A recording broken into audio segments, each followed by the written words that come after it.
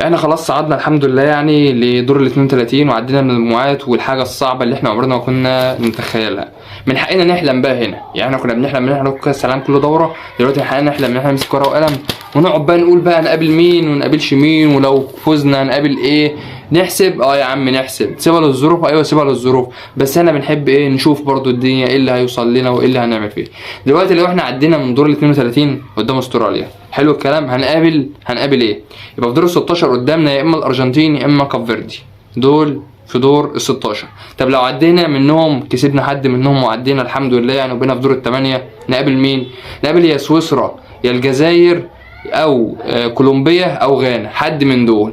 طب لو ربنا كرمنا وعدينا من دول ماشي، وصلنا لنص النهائي بكرم ربنا يا رب ودعوات المصريين وباللعب الحلو ماشي، هنقابل مين بقى؟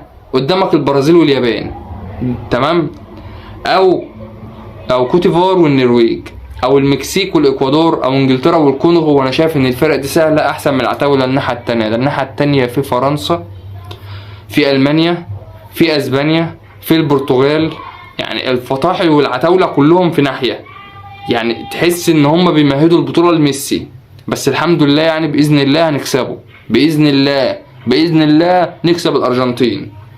اما لو رحنا بقى النهائي بكرم ربنا بعد ما كسبنا كل اللي انا بتكلم عليهم دول، نلاقي مين بقى قاعدنا في النهائي؟ فرنسا. هي فرنسا هتروح النهائي، فرنسا بامانه هتخلص على اللي هناك. فرنسا تقيله، وعلى فكره هولندا برضو نسيت اقول، هولندا تقيله برضو معاهم هناك في الناحيه التانيه.